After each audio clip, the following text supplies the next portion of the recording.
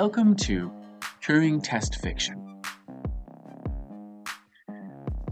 How sure are you that you know what's real and what's synthetic? Don't you find it's getting a little difficult to know for sure?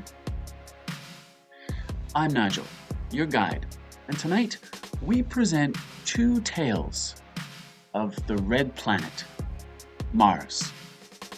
One written by a human just like you or me, and one generated by an AI. Your job, if you can do it, is to recognize which is which. Story 1. The First Martians. We launched the first manned mission to Mars in 2044. 7 months in transit and established an orbit with little issue.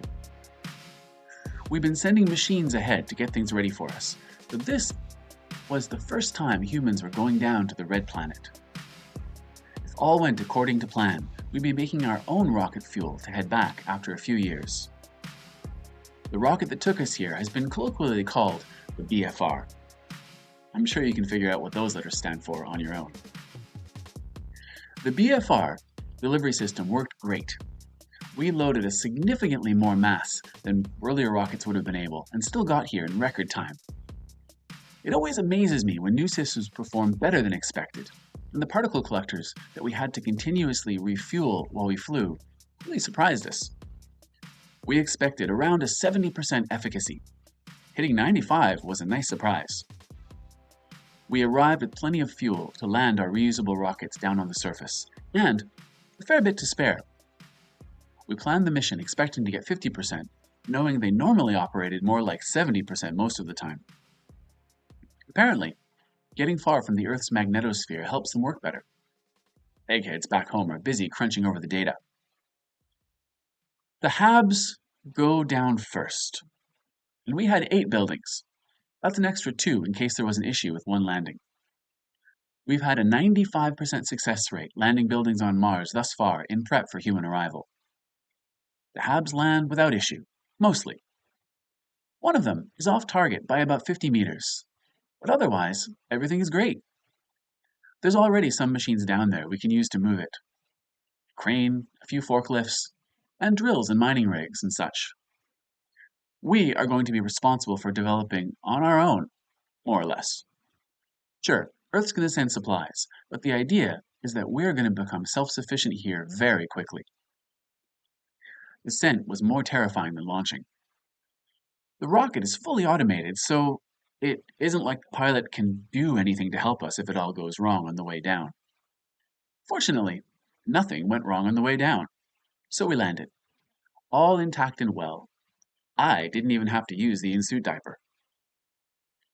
Spock Armstrong made the historic transmission back to Earth as he set foot on the red planet for the first time. One small step for man, one gargantuan leap for mankind. The PR man back on Earth decided on this line years ago, before the first rocket was even in space, or the crew chosen. Almost immediately after the broadcast went out, we received one back. It was a woman's voice, small and quiet. Hello up there. Please, don't be alarmed, and also, don't tell Earth we're here. Then, there was a beep, the kind that made us all wonder if this was an automated message. Our suspicions were confirmed when, a few moments later, it repeated, but in Russian this time. All of us aboard the rocket still looked back and forth at one another. Not a funny prank, guys. Spock had turned around to look up at us on the ramp, but a moment later he too realized it was no prank. We cut the transmissions back to Earth for a moment and talked locally on our radios that don't have nearly enough power to be heard back on Earth. Okay, so what the hell was that? Spock said first. He was the man in charge of the mission after all, and so the logical first choice to speak. Travis Archer, the second in command, hopped into action. He pulled a scanner from the cargo. After the message had repeated again, this time in Mandarin, he said, "It's coming from underground. Actually, right where the off-target hab was meant to land." Spock groaned with frustration. Let's unload like this isn't happening for now. We're on a tight schedule these first few days, and there's a great deal to do before nightfall. As we're able, let's use what breaks we have to figure this out. Get the transmissions to Earth started up again. And for now, let's not tell Earth yet. Geordie O'Brien, you can rig up a journal to send back to Earth on a 24-hour dead man switch. We'll collate everything we learn about this anomaly, and only send it if we have to, or decide to do so. For now, though, we'll maintain this secret. Someone else is here on Mars with us. Geordie O'Brien, that's me, named after two of the finest fictitious engineers Starfleet ever had. I set up the Dead Man switch to send everything we stored in a particular folder on the rocket's computer, and we set to work on what we were here to do. Spock was right. It was a long day, and we barely got finished with our work before sunset. Sunset. On another world. Spock pushed us hard all day to get us where we could enjoy the view at sunset. I was annoyed with him during the day, but now, I think it was worth it in the end. After the sunset, we all headed into the habs to get out of our suits and finally take a shower in real gravity. Low, but real.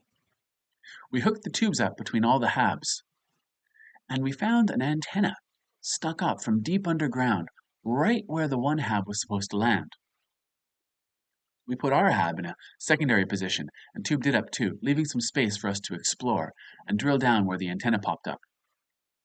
After the next few days proceeded, the international scientific community back home had what they planned for. Transmissions from below kept up in 30-minute intervals and cycled through quite a few languages. We tried calling back to them on the same frequencies, but no one responded. Eventually, we stopped being so incredibly stressed out and working 85% of our waking hours. However, that only gave us more time to ruminate on the transmission from underground. On day 4, we started digging, down, following the antenna. Our ground-penetrating radar says there's a whole complex down there. There's only 27 of us here on Mars, and we have a good bit of space, really. But the complex down there is huge, big enough for several hundred. We continue to dig down. On day 9, Spock and I think, at our current rate, we'll be able to go down to what we hope is a hatch in a few days. We've been keeping up with the mission back on Earth, and for now, they still don't know. Many discussions have been had about if and when and how we admit to Earth what we found. We decide getting a fuller picture is a better idea. No need to cause panic on Earth before we have some answers. Our crops in the greenhouses are doing well in the Martian soil. The gene-modded bean queens are growing their hives, and the first fuel producers on the surface have started to turn out some fuel for our eventual return voyage. Day 12. And we had dug down enough with the machines to need to go in by hand with shovels and picks. Was a hatch. Took a little doing, but we got it popped open and dropped down inside in our suits. What we found inside was at the same time amazing and horrible. There were hundreds of dead bodies. There were adults and, terribly, children as well. Human bodies. Their life support systems seemed to have encountered some kind of catastrophic failure, and they all suffocated down here. There's no signs of struggle, so our hope is that at least it was peaceful. Their computer systems are not quite like anything we have on our rockets, and after a fair bit of help from the Russian-speaking engineer on my team, we managed to access their systems. I'll summarize what we found. They came from Earth, and they left in the 1990s. Only not from our Earth. They arrived in our universe in the 1950s, our time, after encountering some sort of spatial anomaly on their way to the red planet in their own universe. They never figured out how they jumped universes, but their mission was much more well equipped than ours for making a full Mars base. Their history was vastly different from ours. Things started diverging around the end of World War I. They had that, just about the same as ours. But then, boy howdy, does World War II go different for them. They didn't have a Hitler, but they did have an aggrieved populace after World War I. Their World War II was better than ours and worse than ours at the same time. While they didn't have a Holocaust the same way as us, they did have quite a few casualties. Just as many people died. It was just a little less motivated by intense bigotry. Their World War II ended with nuclear weapons. In 1947, Berlin and Tokyo were nuked on the same day. After that, their world actually ended all wars. They had no real wars after that. No Cold Wars, no Hot Wars, only lawfare and scientific contests. War finally seemed to them unimaginably horrible. Their United Nations was incredibly powerful, like the federal government of the United States in relation to its states, only over the whole world. Their captain, a Russian named Yuri, decided that the appropriate thing to do was to still land on Mars and try to continue the project, and just not contact Earth. Their tech is more advanced than ours in some way, and more than a mile behind than ours in others. For example, our radiation shielding tech is much better, which explains why they dug underground while we plan to live on the surface. Their base down here is a wealth of scientific knowledge and alternate history. It is a great tragedy that they hadn't survived just another 7 years. Their catastrophic environmental control system failure only happened 7 years ago. They had grown not just crops, but families and children. We learned that their culture, as new as it was, had taken to using aquamations to recycle the dead into plants. And my God, the plants in their automated greenhouses are robust. We buried them in the way that their logs indicated they would wish to be buried. And after all that was done and finished, Spock and I said we would send off this personal log I'd initially been preparing for my memoir, and all the data. May whatever God brought them here to our universe rest their eternal souls. We thank them for their sacrifice. May we never forget true, original Martians.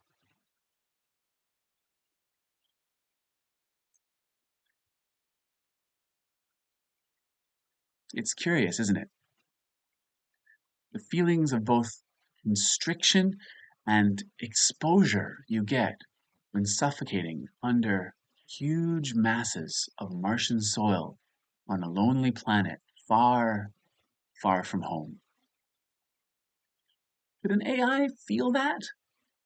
Or imitate that? Now, story number 2, the hidden legacy of Mars. The red Martian dust settled around the landing gear of the Odyssey as it made its historic descent onto the arid surface of Mars. The first manned mission to Mars had been a dream long chased by humanity, and now, as Commander Alex Wright disembarked, he couldn't help but feel a profound sense of accomplishment. His breath fogged the inside of his helmet as he exhaled deeply, taking in the alien landscape. Odyssey, this is Houston. Congratulations, Commander. You're officially the first human to set foot on Mars. Alex smiled beneath his helmet. Roger that, Houston. It's a beautiful day on Mars. His fellow astronauts, Dr. Elena Ramirez and engineer Mike Thompson, followed closely behind, their footsteps leaving the first human imprints on the Martian soil. They moved with purpose, setting up the equipment needed for their extended stay, while Alex took a moment to survey the horizon. It was then that they noticed something odd. Just beyond a nearby ridge, a glint of something metallic caught his eye. Curiosity piqued, he made his way towards it, signaling to Elena and Mike to follow.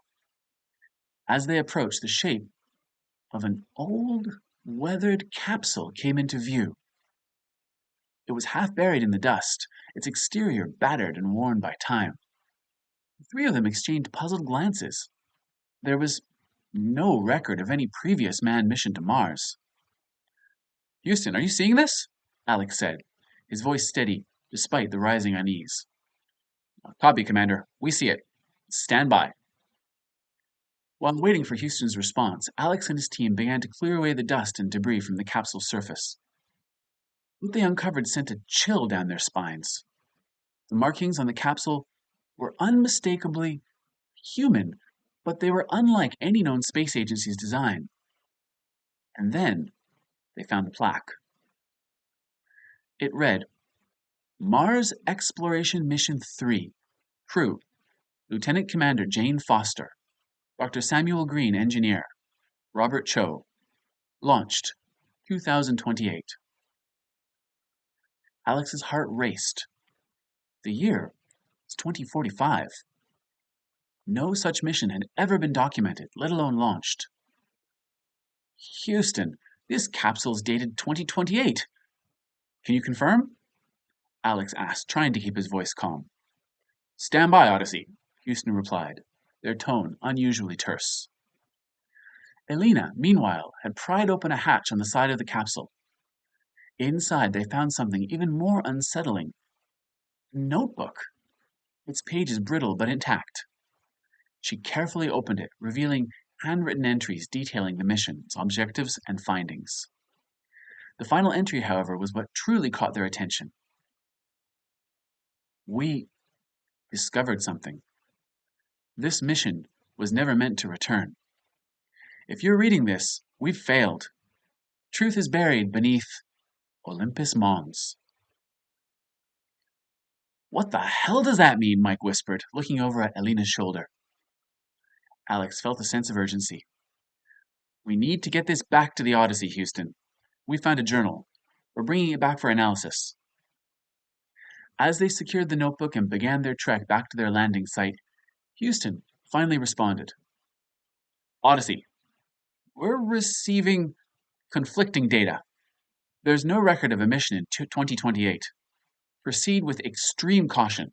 We'll continue our investigation on our end. Back aboard the Odyssey, Alex, Elena, and Mike scanned and transmitted the journal's contents to Houston. The words felt heavy, as if laden with a secret they were not meant to uncover. The reference to Olympus Mons was particularly enigmatic. We need to explore Olympus Mons, Alex said, his mind racing with possibilities. If there's something buried there, we need to find it. The following days were tense. Houston, still grappling with the mysterious data, eventually authorized a reconnaissance mission to Olympus Mons. The team prepared their rover and set off, the giant volcano looming ever larger as they approached. Upon arrival, the team deployed ground-penetrating radar. What they found beneath the surface was a network of tunnels too regular to be natural formations. They drilled down, eventually breaking through into one of the tunnels. As they descended, the air became warmer, more humid. What awaited was beyond anything they had imagined. The tunnel led to a massive underground chamber filled with structures that seemed almost organic, as if they had been grown rather than built. In the center was a device humming with energy, alien yet familiar. Alina approached the device, her instruments going haywire. This is some kind of generator. It's emitting a field. Possibly a cloaking device? Mike's eyes widened. A cloaking device? To hide what? Suddenly, the chamber began to tremble. The device was reacting to their presence. Lights flickered to life, revealing murals on the walls, depictions of humans and aliens working together, building something monumental. A holographic projection appeared, a figure in a spacesuit not unlike their own. It was Lieutenant Commander Jane Foster. If you're seeing this, you've discovered the truth, she began. We were sent to prepare Mars for human colonization. But we found them. The original inhabitants. They're not hostile. They've been hiding from something far worse. We built this to protect them, and now you must continue our work. Humanity's future depends on it. The projection faded, leaving the team in stunned silence. Alex took a deep breath, the weight of their discovery settling in. They had uncovered not just a hidden mission, but a legacy, a responsibility to safeguard both humanity and the ancient secrets of Mars. Houston, Alex said, his voice steady with resolve. We have a lot to discuss.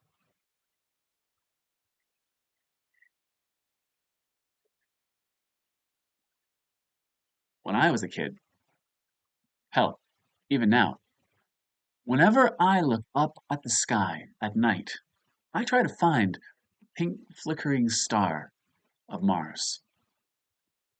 It captures the imagination, doesn't it? Would an artificial intelligence feel, gazing from Earth up at Mars, that same sense of exploration and curiosity? Could it feel anything at all? But now, it's time to put your instincts to the test. Which story? Number 1, The First Martians, or number 2, The Hidden Legacy of Mars, was created by a human, and which by a machine? Please, pause the video now and write your prediction in the comments. And while you're at it, please like the video to help YouTube see that we're here. And now for the reveal. Are you ready? Story number 1, The First Martians, was written by a human. But a human who goes by the name Kilted Frog. Which means, in the event that Kilted Frog is not a pseudonym, the story was written by Frog.